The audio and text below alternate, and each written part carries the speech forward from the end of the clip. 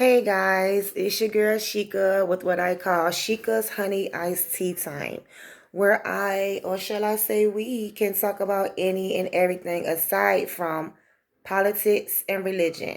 The only two things I would say about that, or shall I say the one thing each that I would say about that is I love God and Barack is forever my president. And to give you a general idea of what I am interested in or like to talk about when I'm with my girlfriends or just having a good time and letting my hair down. We can start with black women and dating. Seems like it is extremely hard for single black women that are semi-successful or extremely successful, educated, beautiful, strong-willed, independent. Those things seems to either be an intimidation or a turn off because finding a man seems to be extremely hard, if not impossible. That saying, well, they're all dead or in jail, is this shit ain't even true no more because even them niggas in jail with all this advanced technology done found a way to not be so goddamn good anymore. So, that's not even true and or the saying or the case anymore. So we can just cut it out. I also want to talk about men and metrosexuality, big niggas and skinny jeans. That shit just rubbed me the wrong way all the way. Completely. I don't understand it and I don't like it. At all. Just stop. Please. Whoever started it, stop. Love after war. What does that look like? Does it even exist? Like truly and really, can you really genuinely love someone again after so much turmoil? Can you really forgive? What does forgiveness really and truly entail and look like? What does it feel like? Are you familiar? Have you ever heard of a friendly enemy? It's a lot of that around here. I'm from Virginia. And I'm going to tell you right now, saying like that shit is a goddamn fad. A goddamn competition. Who can do that the best? That shit is real. That fake love is real around here. But I also want to tap into, mental health issues. That is also real. I want to extend my platform, my line, myself to any and everyone that may need somebody to talk to, whether it's for a minute or a lifetime. I can only imagine what you may be going through, and you don't want to go through it alone. For this to be a big world full of many people, you can find yourself feeling quite alone more than not, you know. I also would like to talk about co-parenting. That is a very common and real issue in a lot of people's lives. And, I want to know, how do, people go about co-parenting? What are some of the things you do or don't do? You have done or willing to do or try to do, like, you may help somebody that's really trying to figure some things out right now, And aside from that, I want to take a sidebar and say that any music you may hear, I have no copyright to at all. I'm not a singer. I ain't a writer. Well, I do write, but ain't nothing published. So I just want to put it out there. I don't really know the rules right now, so that's that. Aside from that, I want to discuss or talk about the guilty verdict heard around the world yesterday in regards to Derek Chauvin and the George Floyd case. I myself would not say that justice was served because if you ask me, he definitely did not get charged with anything that he should have been charged with. But considering that he has been charged, tried, and convicted for the charges that they did bring upon him, we will say that that is a step in the right direction, considering how many times they have just slapped us in the face and just gotten it wrong. And aside from that, unfortunately, in Ohio, I believe, a 15-year young, beautiful black woman life was taken by the bullets of a police officer. And there's a lot of controversy around it, and not for the norm.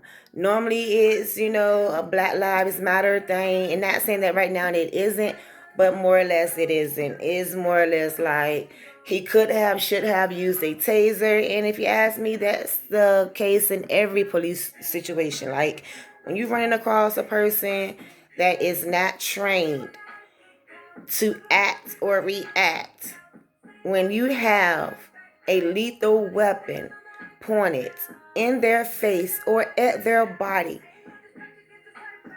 you would think that a trained individual who has gone through extensive amounts of hours and trainings of different scenarios, so we have been told, so we think, you would really think that, in these situations that there wouldn't be so many of them. You would think that, they would start to take a step back and analyze and reevaluate themselves and the situations, especially when they are approaching a child, a woman. You understand?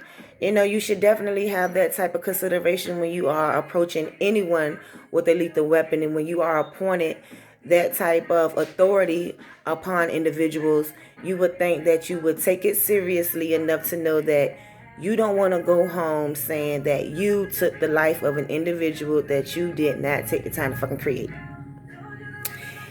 But as I said, there's a lot of controversy behind it because the 15-year young individual was having an altercation with a few individuals, and when the police came,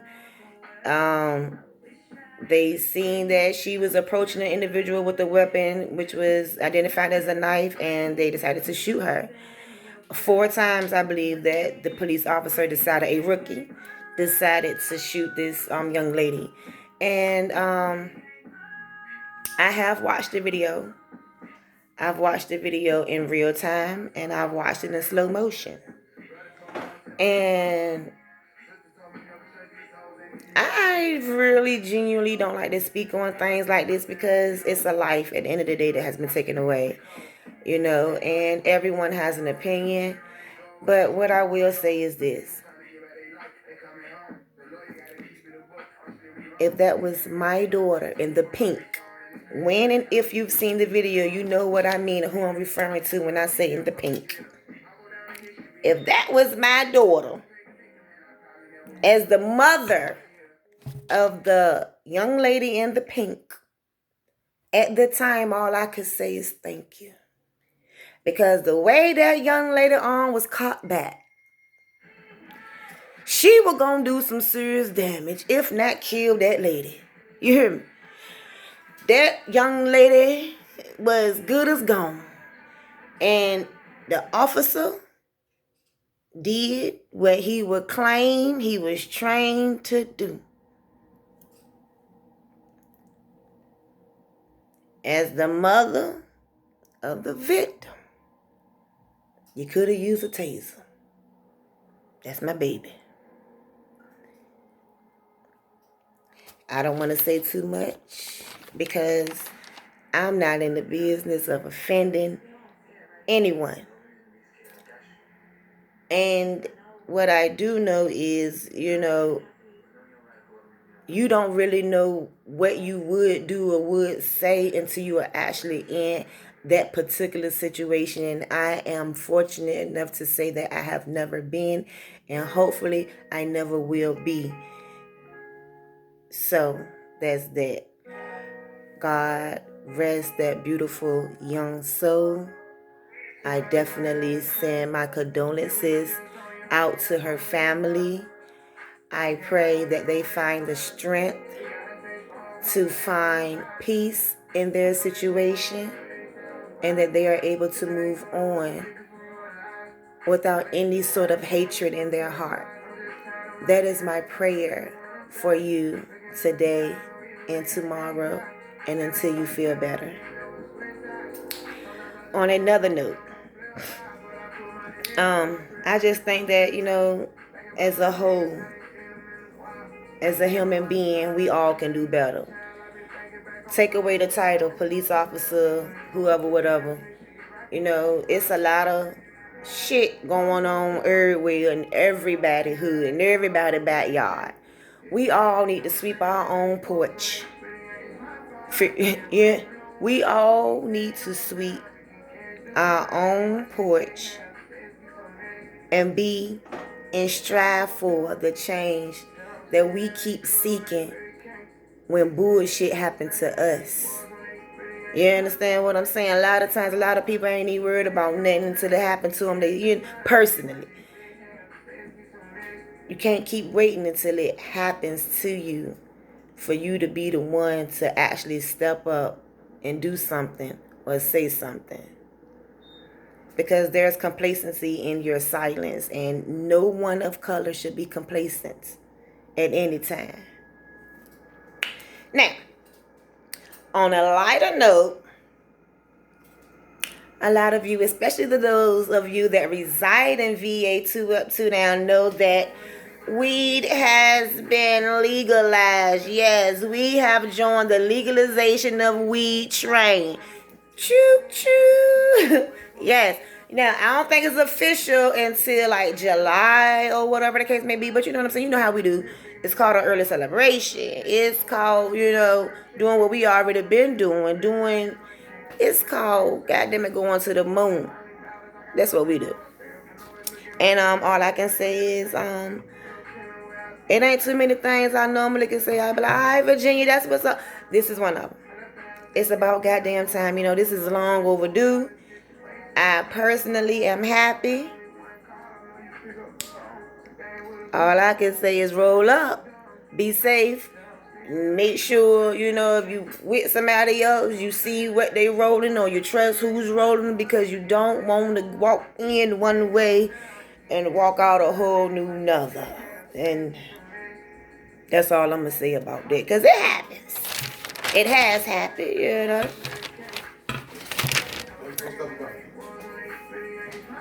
And so, yep, that's just that. So I bring that up to say, when you get high, you chilling, whether you by yourself, normally when you're by yourself, but, some of us are comfortable with the people that we're with, what I'm saying, when we vibing and, what I'm saying, puffing and passing, whatever the case may be. And, I'm one of those type of people that, I'm a talker, as you can see, and I find myself saying or thinking of outlandish things or things that I feel like, would I have thought of this if I won't even smoking? Like, we tend to think of crazy things, you know what I'm saying? So I'm just wondering, do you tend to think of crazy things that you wouldn't normally think of if you wasn't getting high? Like, do you daydream at night? Or do you only daydream during the day? I just want to know, do they call it something else? I know you probably can, but is it called something else, or what is it? And then I got to thinking, is the S or the C in scent silent? I mean, it's scent. Which one is silent? Because they both sound the same. I really don't know. I'm confusing myself thinking about it, but I really don't know. I'm asking you. I'm wondering, you sound it out and you tell me. You know what I'm saying? Like they say, hit, comment, subscribe, like below, and I definitely would get in and get back. That's how that go. And so, one last thing. Before I go and I end my first day, I want to end it with a poem that I wrote not too long ago in memory and in dedication to Breonna Taylor. And as I'm looking at it, I'm saying to myself, I hope I can read this. I'm going to try to get through it, though. We going to see what it do. Maybe I should, pause that a bit and let this rock. Like I said, this is in memory of Breonna Taylor. Breonna Taylor, baby girl, what did your mama tell you? Mind your manners, go to school, make your life count, 12 million for 6 bullets. doesn't amount to the never-made memories, the unborn prince or princess your womb was robbed to possess, or the night gazes of stars, wind blowing through your hair, or that tender kiss that will caress your worries away. But on this fatal day, March 13th, 2020, at 12:40 in the morning, Breonna Taylor's beautiful soul will go soaring to the gates of heaven.